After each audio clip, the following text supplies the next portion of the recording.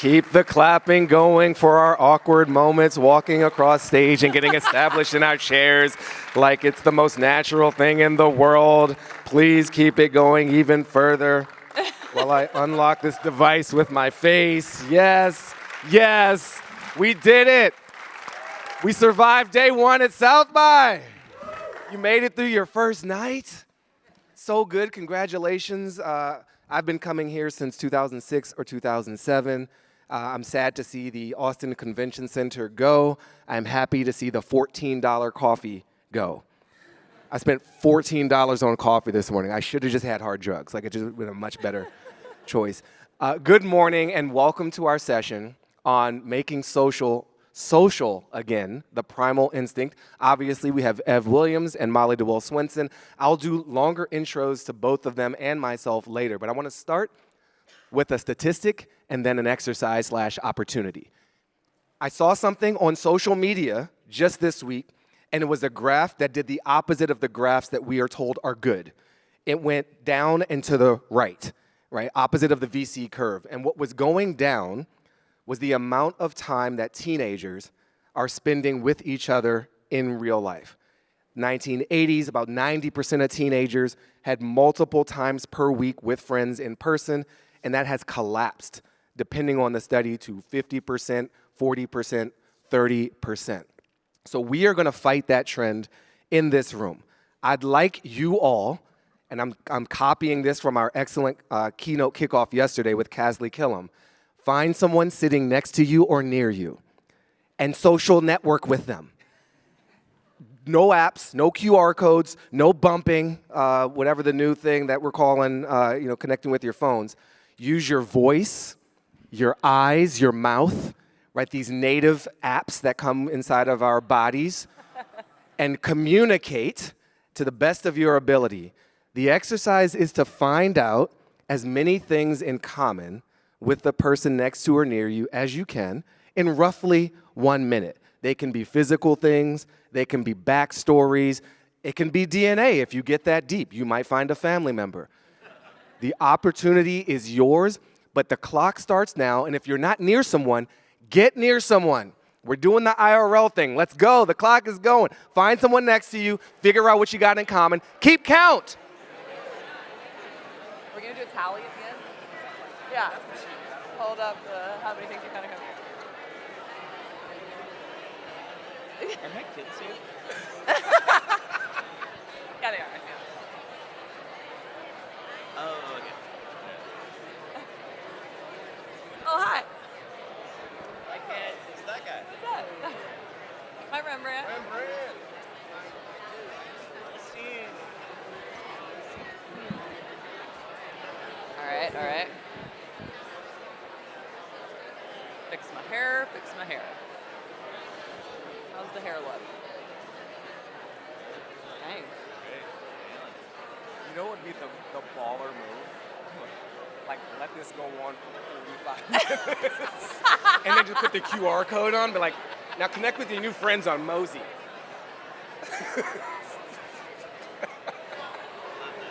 That's like how to hack South by. I think we were talking up here. We thought about. We did. We absolutely. I will do that when I bring them back. It's been 1 minute. Let's go a little longer.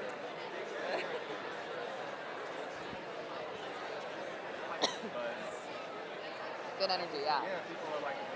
I wonder if we actually have donuts. Oh, we have donuts. She brought the donuts. Justine brought donuts. Oh my God, I want one. Give me one, Justine. That's very cute.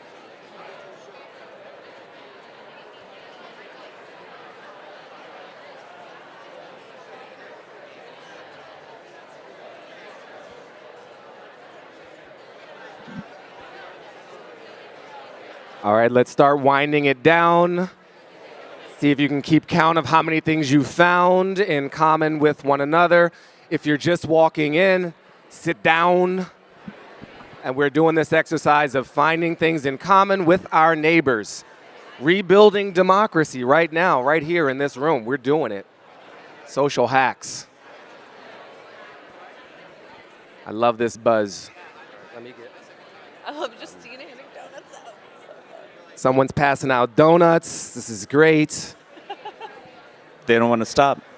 All right, let's do the second grade teacher resumption mode. Shh. I don't like that if you hear me clap thing. I like the shushing. Yeah, but it's a gentle shushing. Did that feel good? Yeah, no firmware required, no battery updates. Let's get a show of hands. How many folks found like 10 or more things in common? Whoa, okay. Shout out some of the things you found in common.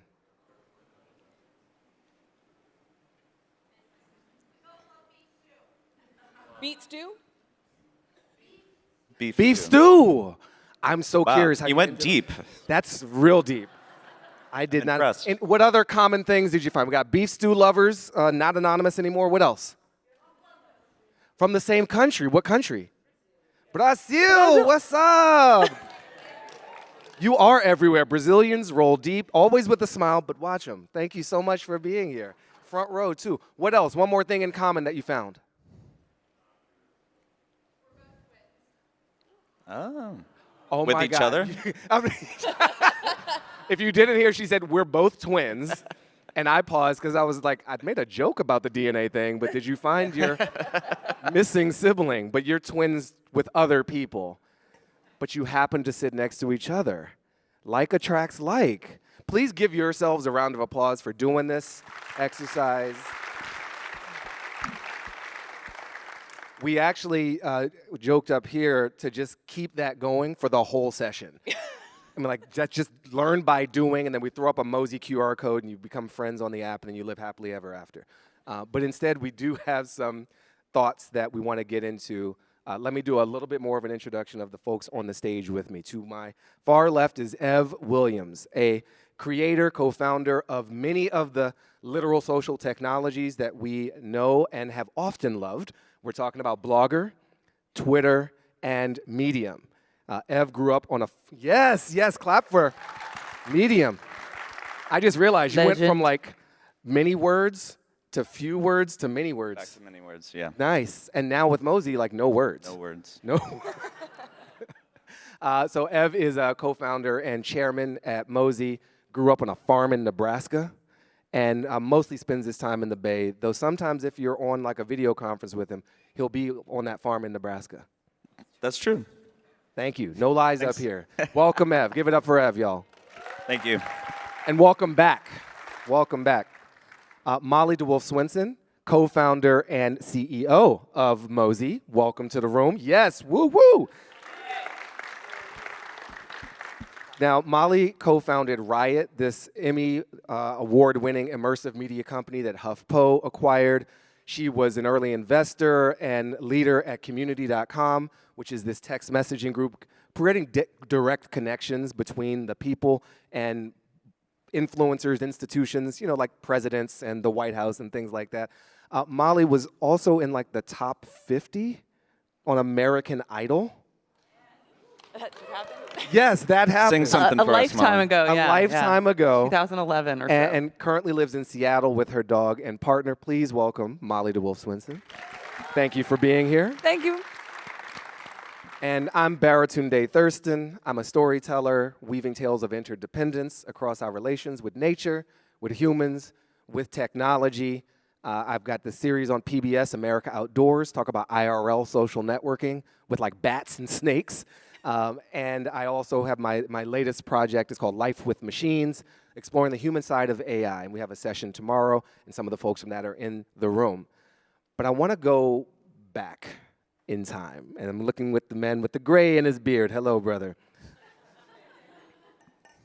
Early social media. First, give us a story before we do this like overview of what happened. Mm-hmm. What's an early social media moment for you? Maybe it wasn't even called that then, but where you found human connection thanks to these technologies. What was the technology? What type of connection were you finding? Give us a little bit of a story. Tell us a story. It definitely wasn't called that. I think the evolution of the term social with regards to the internet is interesting. I'm happy to nerd out on that for a bit. But the earliest days of the internet, of course, were social. I was kind of there. It was probably mailing lists, actually. The listserv. The listserv, yeah. I wasn't a big chatter. I was afraid of the chatting. But Live chat. live chatting. Yeah, just emails, really. The original social app, email. Exactly. Nice. Molly, what was an early social media moment for you or platform or space? Yeah, unlike Ev, I was all about the chatting. AOL Instant Messenger was like my home after school. And I was thinking about this recently, or after AOL bought my company, I was like so excited to meet the AOL Instant Messenger team. They still existed at AOL in 2016. Yeah. I don't know if you guys also remember this and or have like a somatic experience thinking about the sound of the opening and closing of doors on AIM and like, oh my God, is that my crush? Like, just totally immersed in that. And in some cases when it's, 10 p.m., 9 p.m., a little bit late for a middle schooler, it's not replacing the IRL time. But in other cases, as I think back on it, it did replace some IRL time that I might have been spending with my friends in person. So, but yeah, that and using my college email address to get a Facebook account are sort of the two that are really seared in my mind. All right, good. The AIM people in the room, make some noise if you were on AIM. Nice. And I don't want to leave you out. Make some noise if you were ever on email. A few people. Okay, so Look into email, it. it's like a postcard. How do you describe it? Take a text message, send it slower. There we go. That's email. For me, I've had many of those moments, but I think it was Usenet news groups, kind of an early Reddit forum, very topical focused exchanges, global conversations around really niche subject matter, film, politics, race things. And I absolutely nerded out on the interface, but also got to know some people through that. And I think it was the first time that I felt emotional connection or had an awareness of an emotional connection with people. I had no idea what they looked like. In many cases, I didn't know where they lived, but I knew we had this shared passion for a thing, and that kept me coming back to the space. Now, let's take that journey from some of the early places. I want to know, Ev, what you were going for. Like, in your journey to connect us through text heavily, what was driving you through the blogger, Twitter, Medium journey? Okay. So I was not necessarily looking to connect people. I was looking to connect ideas. I was looking to share knowledge, seek knowledge. When I first learned about the internet, I'd grown up on this farm in Nebraska and in tiny town, and was a very, very curious kid. Not a lot of books in the house, went to the library a lot. And the internet for me was the hugest library ever, even before that much stuff was on it. I just saw the potential of it. And so it was in the early days that blogging was just such a powerful idea. It's like, oh, anyone can share their ideas and their knowledge, and I can learn from them, and I can share mine. I can express myself. But it was much more intellectual than social. And although there were social components, it was sort of like we had to come here to be social. It was Literally here. Literally here at South by Southwest, 25 years ago. This was the conference before it was as big. That was like the indie. This was the conference that if you were in tech, you paid for your own way to go because you wanted to meet up with your blogging indie buds and actually meet them for the first time in real life, which is what we did. But we didn't call it social. We didn't call the internet social. We called it weblogs or blogs. Yeah. But we came here and so that was really the focus for a long time. We didn't even, with Blogger, build comments into Blogger. So I was like, I don't want to hear from other people. I don't want to, get feedback. So Because your ideas were perfect. Yeah. And so I think that, if I may digress a little bit on the evolution of social, I think now it's we call it the internet social, basically. It's like you see news, other things they'll call blog social and discussion forum social and YouTube social and these things aren't social really. They certainly weren't in the beginning. And I think that the big milestones, if you had to break it down just completely over generalized, would be the social networks, which at first weren't social media, they were just networks. They were just like, I know this person, Right. and maybe I'll put my favorite songs on my MySpace. And then, of course, the Facebook feed turned your social graph into a media distribution channel. And that was a huge, huge thing. And that I think was kind of social media in the truest sense in my mind, because, and that's the way I understood that at the time was, obviously humans are highly social beings, and a baby photo from your cousin is an interesting piece of media, but a baby photo that wouldn't, it's not going to be in Time magazine if it's in. Unless the baby's hella cute. Right. So that distinction, though, your relationship to the creator of the media was how I thought about social media at first. It's if you don't have a relationship with that person, it's just media. It's just another piece of content out there in the world competing with MTV and everything else. Right. MTV was a channel on the television. Music was an art form that, And then, but this newsfeed, this is stuff from people I know. Right. And then it was competitive with all the other stuff. And then that was interesting. Then we created this little thing called Twitter, which built out that. But even Twitter, I didn't personally think of as that social at first. I saw social as a sub-component of it. Yeah. But really, we used the phrase a lot, real-time information network, which just rolls off the tongue. Great brand. Right? Yeah.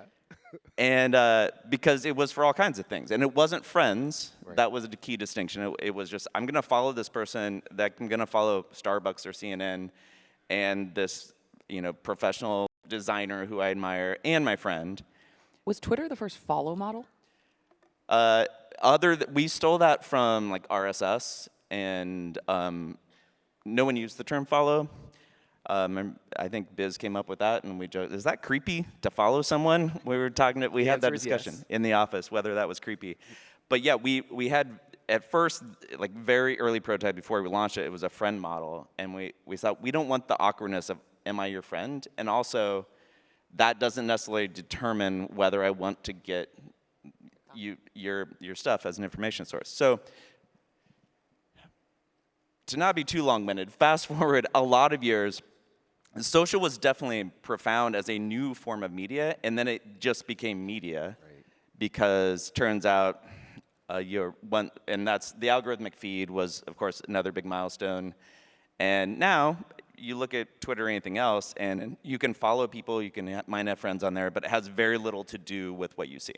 Yeah, I appreciate that lesson, and it reminds me, like that there was this distinction between social and media. Mm-hmm. Media was broadcast. Professionals made it. It was gate-kept. And then it was user-generated, and that was the big thing. It's like, oh, anybody can make media. Right. But it's not based on the relationship. And then the relationship came in. But even that relationship, it feels like it was something that was taken from us or kind of mined from us and then repackaged as something else. And when you named it, when you said, like, I don't necessarily need to be friends with all these people, but even the folks you're friends with, like it forced a binary distinction of like, if I know you, we're friends. Like that's what Facebook did. And it made your boss your friend, which they're often not. By definition, and that's not a negative thing or like a judgment, but it is, we've lost some distinction in that where it's just like you're in or you're out, and then it forced awkward conversations.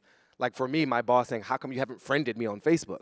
Because you pay me. Like that's, my friends don't pay me. That's part of what makes friendship work. Like, you can owe me and not pay me, and we're still cool. If your boss owes you and doesn't pay you, we have a lawsuit on our hands. Like, we're not friends. So, Molly, I'm actually one more note for you in the room. If you have thoughts and questions you want to share inside the app itself for this event, you can go to the Engage section and submit questions, and we'll, toward the end, start pulling from that pile. You can upvote things that you're hearing along the way. So we're going to make this participatory. I want to get a sense, Molly, of your own journey, not that first moment, but what did social mean for you in the beginning, in that AIM world, and how did it start to feel different along the way, in a good way or in a not so great way? Yeah, the AIM world sort of gave you the same range of emotions that the real world did. That was one of the things that was interesting about it. The virtual experience was still as emotionally peaked as real world experience. At least that's how it felt. Maybe that was just being a tween. But I also was an early MySpace user, loved MySpace, met my like senior year of high school boyfriend on MySpace with like the search by zip code function. So I think it was like an early dating app replacement. Were you specifically searching for a boyfriend? No, I think I was just like, who's around? Are there any cute guys in my zip code? And it let you find them. So yeah, went off to college with my Facebook. And it was funny because we were using, I go back and look, I think I've hit it all now, but I was using Facebook wall posts like text messages. So my best friend from college or from high school and I were writing on each other's walls like it was text messages, but it was public. It's like, I was so drunk last night, and it's like all over a public wall. Dear future employers, this Oh is my who I am. God. Yeah, there was just like no boundaries with that platform whatsoever. And that was fine because it was just my friends on it. And it was just people who I'd say, okay, yes, we're friends. I've accepted you as a friend. I'm fine with you seeing all this content. That was the default. And I think a lot of the elder millennials in this room probably have had the same experience of going back and being like, oh my God, those photos lived on the internet for a minute. Why? And then in terms of the relationship with social becoming, social media starting to deteriorate, I never noticed it happen. It was like a frog in a pot of boiling water kind of thing where you're like, oh, all of a sudden, instead of logging onto this thing and feeling good because I'm connecting, I've just spent 30 minutes on this and feel like, why did I just waste that time? Yeah. And early in the days of Mosy, when we were talking about what we were going to build, we started speaking with these researchers at Berkeley, and one of them said something, they've been researching social media and social media behavior, and they said something that's stuck with me, which is the hallmark of an addictive product is one that you continue to use, even though it does not make you feel good, or even though it is bad for you. Yeah. And that's something where I'm like, oh yeah, that is 100% my relationship with this product. There's moments of it that are good, right. And when I am headed to Instagram, usually it's with an instinct to connect. Sometimes it's like I need to turn my brain off after a long day, and that could be Netflix, that could be YouTube, that could be TikTok, that could be Instagram. But many times in the week, I will go to Instagram and be like, I wonder who sent me a DM. I wonder what my friends are up to. And that instinct to connect with people is totally hijacked by an instinct to consume.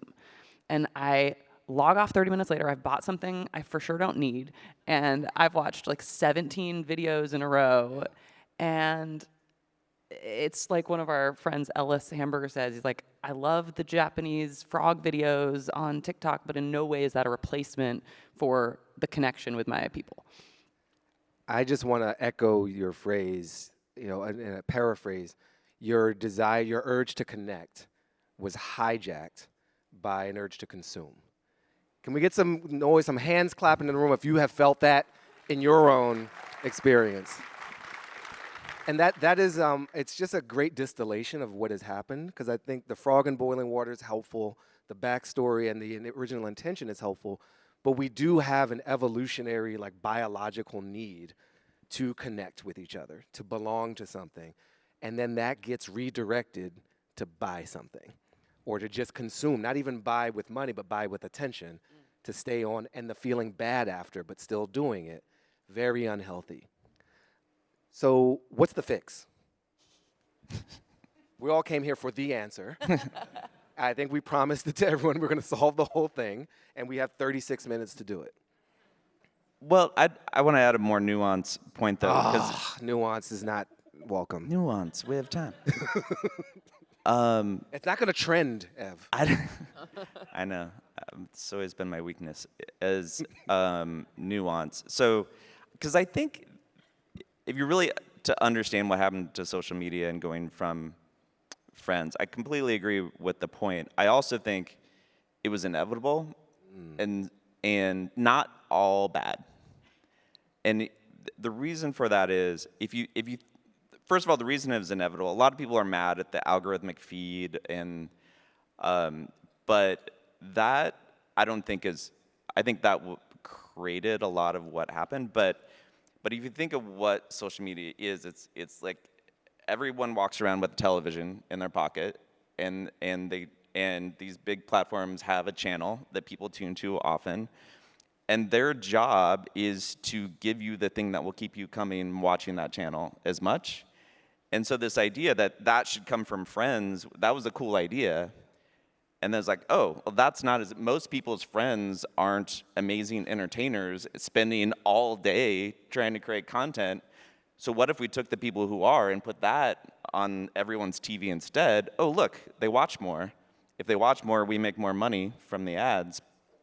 And so there are a couple upsides of that. One is I think there's less pressure for everybody to be a content creator, which, I mean, talk about the unhealthy aspects of social media. I think we can be addicted as consumers, but I think it can be really rough to be like in that game and be performers. To be performers. Yeah. I'm grateful that many people do it because I get tons of valuable, interesting stuff, and as we all do. That's why we keep going back, not just because we're addicted. If you have, you know, manage your feed and have some sense, you can get amazing things. And so that the fact that anybody, like a kid from Nebraska, can decide I'm going to be hilarious or be a musician or share on this channel and is great. And the fact that not everybody has to do it is actually good. I remember listening to the This American Life episode from years ago talking about Instagram and how the teenage girls were tortured all day long by like whether their friend hearted their post. And I think it's kind of good that now most of that goes to stories, which is more social, and there's like, so I think it's become media, and it's become professionalized, and it is addictive, and we have to pay attention to our consumption. And it's sort of, we're off the hook. So that's kind of good, I think. The ad model is also part of that. I think that's the source of a lot of dysfunctional behavior, but that also makes it free to everybody. So that's the nuance I wanted to add. I didn't remember if you asked a question. You The don't answer, have to wait for solution. me to ask you a question. You can just use that microphone Thanks. in your hand. We have freedom of speech on this stage. Oh, freedom of, should we talk about freedom of speech? Let's get into it. Clap if you like. No, I'm gonna put you all on the spot. But no, that nuance is appreciated, and I also think the draw to produce. You know, as I think back to the shifts, there is and the writing on the walls. Once you understood that other people were reading that, then you're That it's indexed by Google. that it's indexed and mined and monetized and optimized and redistributed.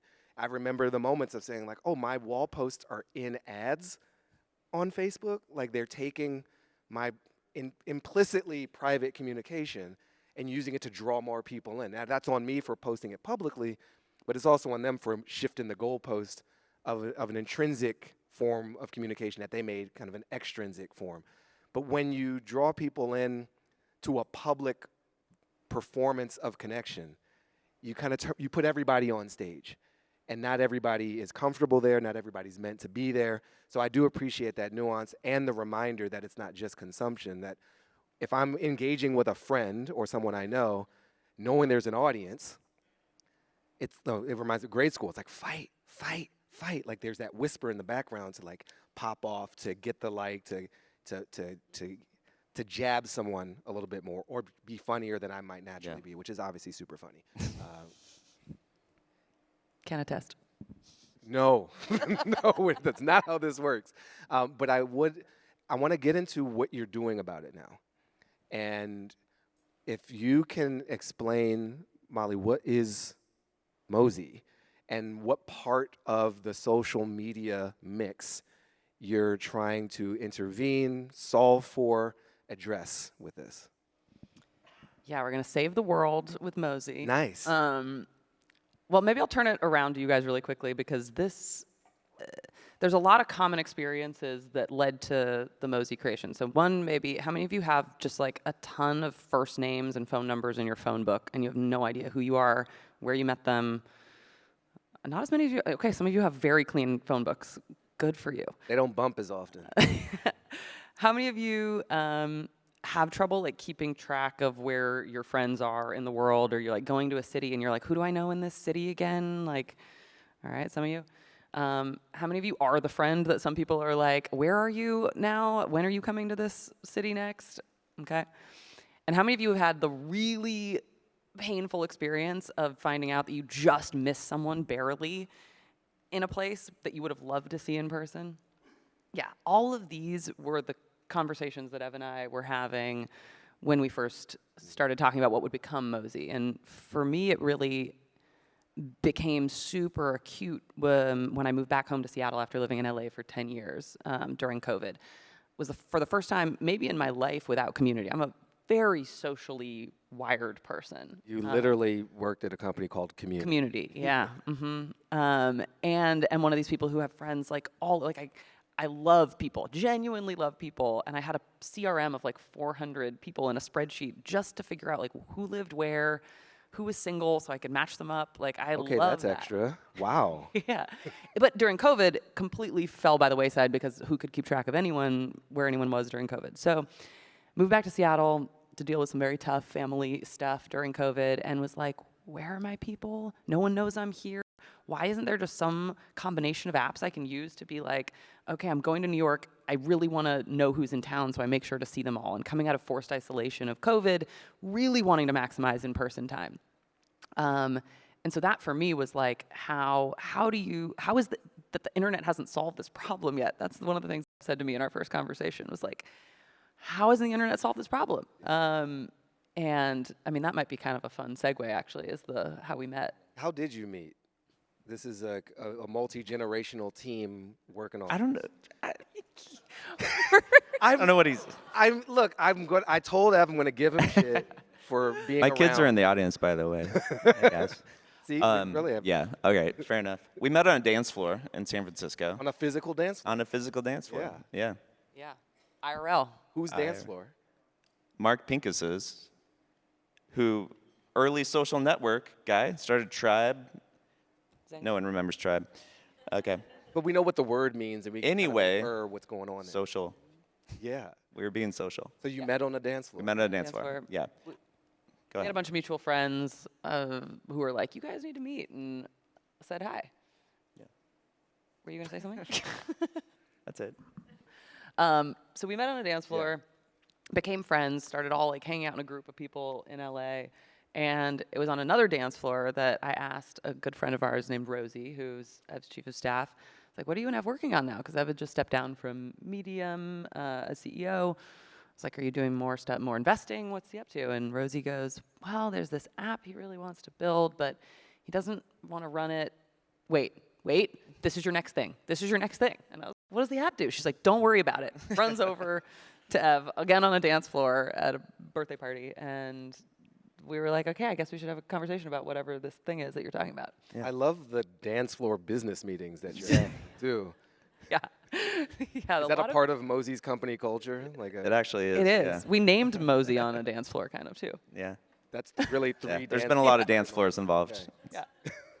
And so, what is the experience? Like, what is the essence of? Well, I'll Mosy? tell just the origin a little bit going into that is when I hired Tony Stubblebine to take over my job at Medium, I was sort of in this phase, kind of burnt out by media. I'd been working on media, user-generated content, all this stuff for a very long time. Yeah. Still a fan, still chairman of Medium, all that. But I was like, I want to actually spend more time in the real world with people. And coming out of COVID, I had a similar experience. I'd moved to New York right before COVID, then back to the Bay Area. And I was like, who are my friends and where are my friends? Right. And that was sort of my life experience going on. And then as a product thinker, I was like, well, I guess my contacts app is where my friends are. I was like, oh, this has terrible information and it's not a great product. Yeah. And is there a better one out there? A lot of people try to create better contacts apps. Some of them are better. But that was just the seed of the idea, was I want better information on who I know. And that was the app when Molly started learning about it. And then we said, well, what could we do with this information? And then a need that we both felt like we had all the time was this, literally, what city are people in? Right. And we know this isn't necessarily a problem that everybody has, but I believe strongly in just solve your own problem with your own product. Probably other people have that, and then you can always expand. So Molly definitely had that problem. I had that problem. It was like, where are even the people we know? And so that was sort of the initial insight. Is like, let's solve that. But the amazing thing was with the prototype that you had built, it was like almost a private Twitter the first time I saw it. It Yeah. was, you connected your address book, here are the people you know on the platform, and here are some status updates. And there was, playing with my cat from 2 weeks ago, and going to LA 3 days ago. So there was a little bit of a staleness problem, but I will never forget opening it up and just seeing Ev's face, our friend James, my friend Rosie, and I was like, oh, only people I give a shit about. And it was a totally different experience than opening up any social media feed in years. And like that sort of frog in the boiling water, you didn't even notice that until you had a totally opposite experience. And so wanting to maintain that of, oh, just the people I care about, but let's constrain it to just where are they and where you they're at? going to be. Yeah. Yeah. So it's not a feed of stuff you've already missed out on. It's all the things that you could do together. Yeah, not what's on your mind. It's not. What are you it's- eating? Yeah. Show me a picture. Just where are you? Where are you? Can we get coffee? Yeah. And so that was sort of the practical need. But then when we really started thinking about it a little bit more from a market and philosophical point of view, and social media, and I think we've all been used to this idea, oh yeah, the internet's social, and then we go into this conversation, actually it's not. Right. And then we started asking the question, we think of Mosy, that's right, as a private social network is what we call it, because it's the primary use case today is where are people, and we're expanding on that. But really, what was exciting to think about, and we decided worth starting a company around, is what if you build a network really, really optimized for improving people's relationships and social lives? What? And that's Has anyone ever asked that question? That's a different yeah, observation. it's completely different. And the first observation is, well, it shouldn't be public. And that was very critical because we are wired as deeply social beings. We are not wired, as you were talking about earlier, to build and maintain relationships in public. That fucks with our brains. And technical science. and to be performing is not being social. And all these things you just start to realize if you really, really want to address that problem for people, optimize on getting people together in real life, make it easier to share more information with people you trust, friends or people you want to be friends with. That might be where you be. It might be where you be. It might be other information that is nice to have. Like you can see your friends' kids' names and social and Mosy. And so starting building around that concept, I was like, what if we really, really stuck to that idea and built the app that helps people connect with people, and that's all. Yeah, and specifically like the people that you already know. So starting with the basis of your phone book, it's not perfect as a accurate representation of who you know right now, but it's a good starting point. Yeah. People who actually know each other, so you have to have each other saved in your contacts. And then yeah, to Ev's point, we built these really robust, rich profiles. Both of us were sort of on dating apps at one point early when we were like, this is great information to have. I would love to know this about my friends. It's like a bunch of strangers. Dating app for friends. Dating app for friends. I can't wait for people to use Mosy for dating. I'm just gonna say we have relationship status in there. Right. You have dietary restrictions. It's all the stuff that's like easy to forget about your friends. And I try and keep diligent notes. I had this CRM. Like it's impossible. Just keep the information up to date about yourself. Yeah. And that's all you have to do. And then you have a central reference point that just has all the information that you could need in these rich profiles with the main feed of information being, what are people doing around you? Initially, it was just, what city are people in? As of this week, we have this new feature, local plans, so you can put in, I'm going to be going to the park with my kids. I'm going to be going to this show. I'm going to be co-working at the coffee shop. This really lightweight way of just sharing what you're up to that might be a little bit too much of a barrier to entry, especially with a new friend, to text them and be like, hey, do you want to co-work at the coffee shop with me when you just met for the first time recently? Like, there's a barrier there. But if they happen to see that you're going to be there and you can have this sort of run-in, spur-of-the-moment thing, it's reducing that social friction. And if you have a social instinct and can open up an app and be like, oh, here are all the things that are joinable that Right. my friends are doing, we're hopeful. So there have been other attempts to get people to meet up in person, like meetup.com. And how does this differ from an Evite or a meetup, right? There's things that are trying to get us to connect in real life. What's your twist? It's a little nuanced. Meetup is great. There's another company that's fairly new called Pi, who's here at South by, and I'm an investor in. Pi is awesome. They're similar in that they're kind of more about meeting people, and we're so far more about just finding your people who you already know. Right. So that's us. You know, maybe they'll overlap in some ways, but we expect, especially with local plans, if you say, I'm going to the show, and your friend joins you, then it's shown to their friends, and maybe you'll meet friends of friends at the show. But it's not designed around topics or activities necessarily. Okay. It's designed around place and getting together in real life with people you know. There's also been many attempts at that, by the way. I mean, this is a hard problem. Yeah. I mean, we're not the first to say, hey, wouldn't it be nice to know where your friends are and meet up in real life? And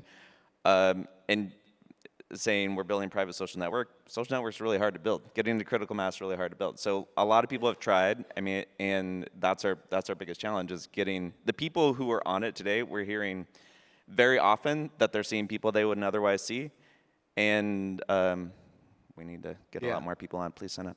Yeah. Do that. I'm going to go to some of the questions and engage there. I will say I've had a positive few Mosy moments myself where I travel a ton too. Not everyone does, and I've had that missed connection vibe. And so this is kind of the opposite of that. And for me, it wasn't just like I was in a city and met up with a friend, which has happened, but it's also just knowing that a friend is there and communicating. So I've been able to like reach out, have a quick chat, do a text, and know more about, I didn't even know you were living here. We weren't able to meet up, but we were able to connect more deeply. And so that felt like a positive thing. So Christine has the most upvoted question here, and it's not necessarily about Mosy, it's kind of the whole landscape, but what is the biggest design flaw in traditional social media that discourages real connection? What do you think is the biggest design flaw discouraging real connection, and what might a fix for that be? How do you fix it? I should probably take that. I think. And are you responsible for it? Like, is it your fault? I may have. I think we're here for been there. accountability and transparency. I think it wasn't designed. So I wouldn't quite call it a design flaw, because traditional social media was not designed for real connection. It was designed, in the best case, to help people share ideas and information, and broader than people you know.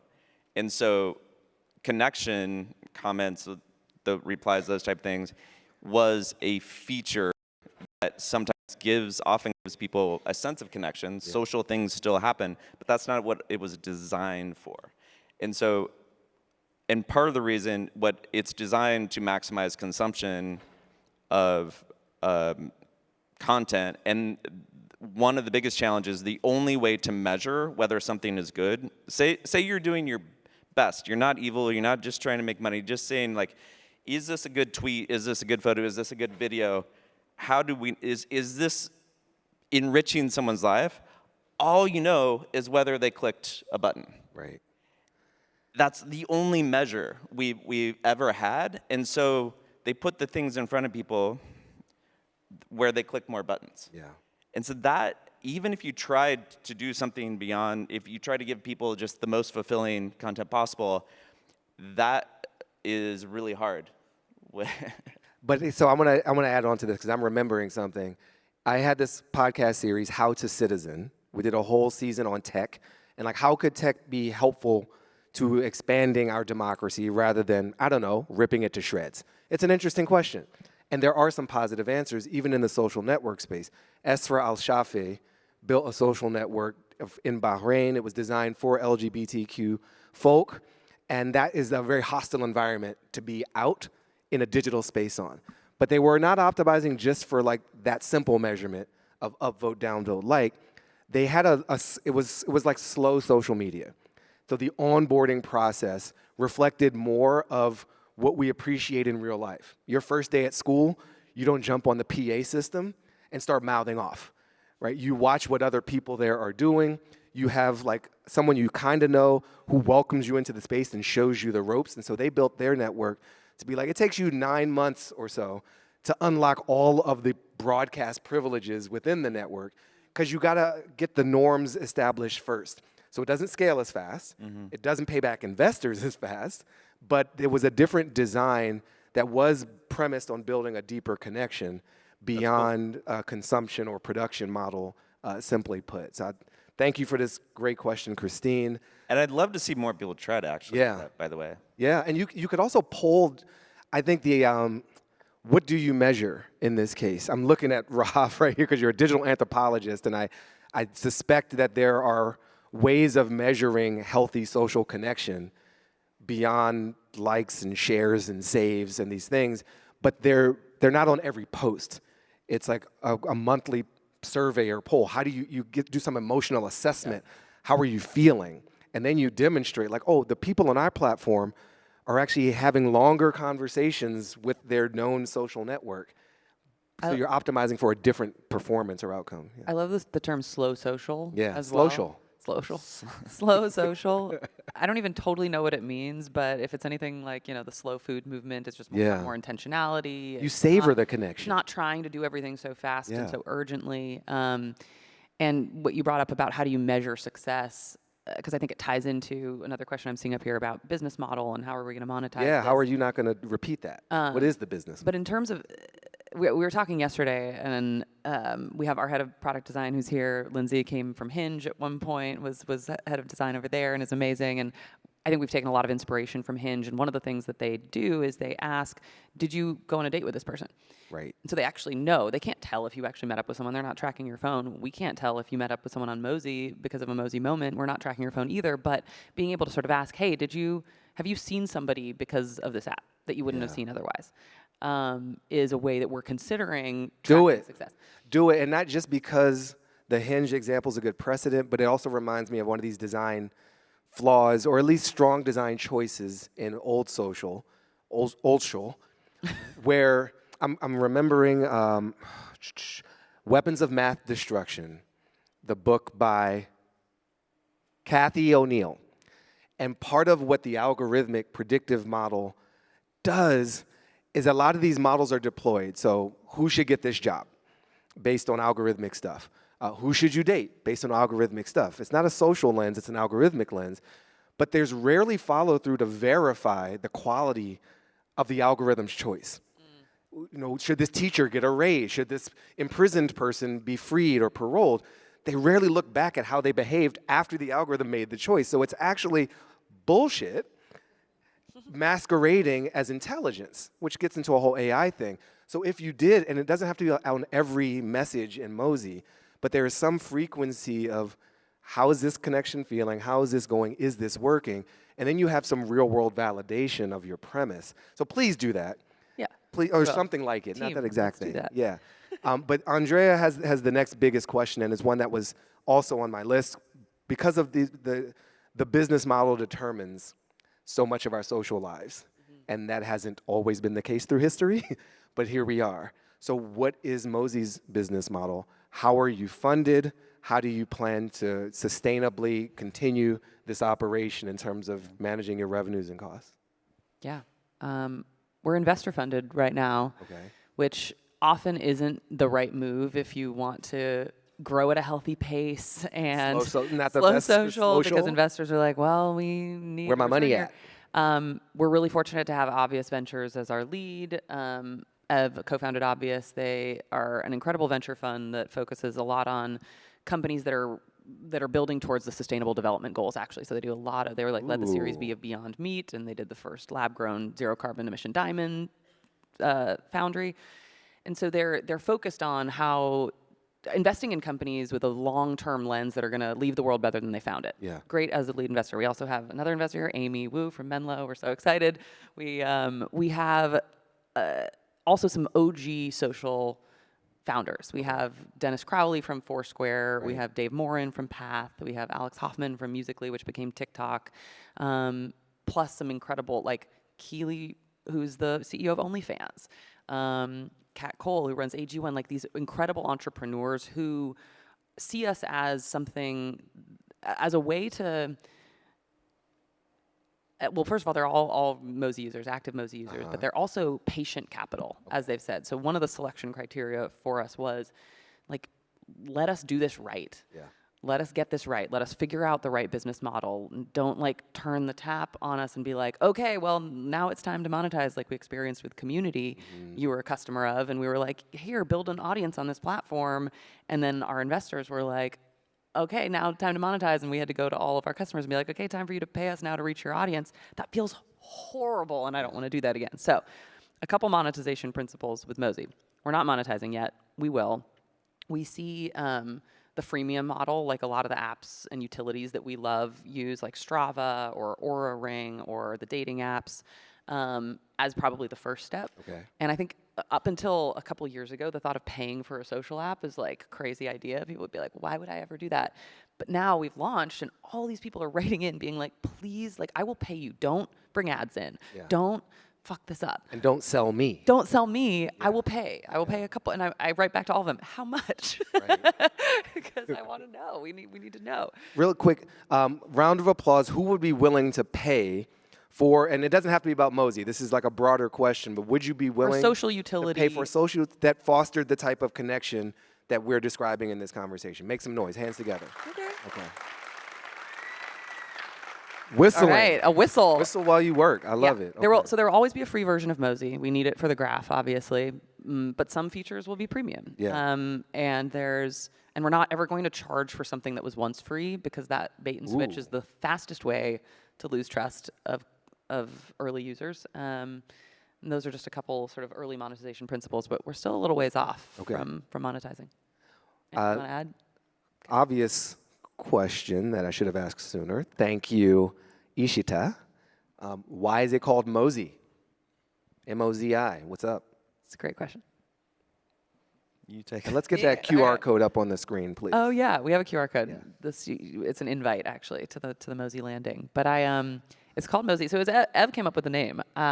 Initially, the project was called Rollo, and Rolo. short for Rolodex. Like a Rolodex. No. No. We Exactly. No, that we was don't need that- feedback no. now. We've already Mosy is much better. I don't even care for the reasons. It's just But this is actually a very good story. So like a candy bar. we're like, we need a new name. We need a new name. We can't call this thing Rolo. And I wanted it to be a verb, and I wanted it to be short. Okay. And a verb because it's like motion, people in motion. And Ev is very good at naming things. I don't know if you've heard, but he's named a lot of really unless you came up with Rolo, in which case, It's a placeholder. yes. So we're on our way to a music festival in More dancing. Poland, and we're walking out the door, and Ev's like, what about Mosy? And we're with our friend Rosie, and we're like, yeah, Mosy, let's test drive it this weekend. We're going to pitch it as Mosy. We're going to, Also, talk if you're about not Mosy. familiar with the word mosey around. Yeah. Mosy around. We're going to Mosy here. We're going to Mosy there. And it took, embarrassingly, like 48 hours of us talking about the company as Mosy and using the word Mosy for us to realize that Mosy is also the combination of Molly plus Rosie, who was our other friend who introduced us. So that was the moment where we were like, that's it. That's Yeah. That's the name of the company. We love it now. Ease on down the road. I love it. The thing you're seeing on the screen is an invite. There is a Mosy space that is right across from the convention center, the rooftop of Reina. Come hang out and be in person to continue this kind of energy. I want to go into the pile. Can I touch real Please. quick just a shout out on the first question about, do you want to read it? Yeah, so Eduardo posts, is it still possible to make social media social? Algorithms, dark posts, creators that look like brands, brands that look like creators, fake AI. I'm editorializing. The industry seems to be moving in another direction. So Yeah. is it still possible to make social media social? I'm always an optimist. I think the big platforms are going to get worse and worse. AI is going to create a lot of havoc, obviously. Maybe some good things, but I want to give a shout out to Blue Sky. Yeah. Not on Blue Sky. it's a new approach. And some of the stuff we were talking about earlier about what you measure, the beauty of Blue Sky is different people can come up with what the algorithm is and what the ranking is and what the feeds look like. It's very, very open. I'm an investor supporting their effort. So. And their CEO, Jay, has a panel on Monday, if you're still here. She's amazing. Yes. We support Blue Sky. Blue Sky. But it's not what we're trying to do. It's just not. a distinction. We're not media. We're just social. It's funny. I'm an eternal optimist as well, and I read this question and I was like, no, it's not possible to make social media social again. Like, it will always have that as like a little side feature, but the feature, Yeah. the I think main social product media is just not like social. private chat groups. Yeah, I mean, actually, that group chat has become, make some noise if group chat, hand applause voting, if you've substituted more time into group chats versus more public social media. Okay. Love the group chats. Or even Find My Friends. That was another big inspiration for Mosy, was just the little map. I don't know if you're somebody who shares your I share my location with like 40 people because Yeah. I feel safer with everyone knowing where I am, actually. And not less safe. I'm I with love you on this one, on Eduardo's question. I don't think we're going to make, let's use names. I don't think we're going to make Instagram social again. I think they've had a lot of opportunity to do that, and they're not interested in that. The one thing that I've wanted, which is really simple from a platform like that, is let me filter my feed to have a custom view. I live in Palm Springs, California. I just want to see from the people and businesses based there what they're posting, and I can't do that. And it is a simple technical thing for them to do that, much simpler than for me to try to like hack it and do it myself. So they're going in a different direction. I think they'll continue to go in a different direction. So we'll need some other things. And the last plug on this is like social with the living world and just like hanging out with trees and touching grass. I also think that's like a really healthy mental, physical way to feel a genuine connection. So I would absolutely love that. There's a question coming in. How can business, I think we've kind of addressed it with Olivia, but I just want to acknowledge, how do we foster genuine human empathy in the digital world? How can businesses ensure digital experiences enhance and not erode human connection? Do you have something to add on this? Well, the only thing I was going to say there, and it's a little oxymoronic, but like we are building Mosy to not keep you on the app. Right. Like there is something very inherent about the way that we are putting the features together to make it so you can go in there and find what you're looking for, whether that's like what city is Molly in right now, or who's going to be in town next week, or what are people up to tonight because my plan's just canceled, and then get off the app. Like we don't think that digital connection can replace in-person connection. And that is core to the philosophy of Mosy. We want you off your phone. And that's, please clap for sanity. But it is more sane, and it goes back to the design question. And it goes back to the social dilemma film, but also all the researchers besides the ones featured in that film who've been screaming at this conference as well about, if you're optimizing for time on site, if you're putting infinite scroll and you're keeping people glued to their screens, then you're keeping them away from something else. So what else could you optimize for? And then how do you measure that to have a positive feedback loop to continue? All right, let's see. John, how do you reconstruct authentic social interaction with a generation or two whose standard for social interaction is online, digital, and perhaps artificial? I love this because, we have younger folk, younger digital folk who are used to the online interaction, and we're going to have more synthetic relationships with bots, with character AI type folks, with versions of ourselves that will be a substitute because there's a finite amount of time. So how do you have authentic reconstruction of IRL social when there is an underlying trend to even more artificial and digital?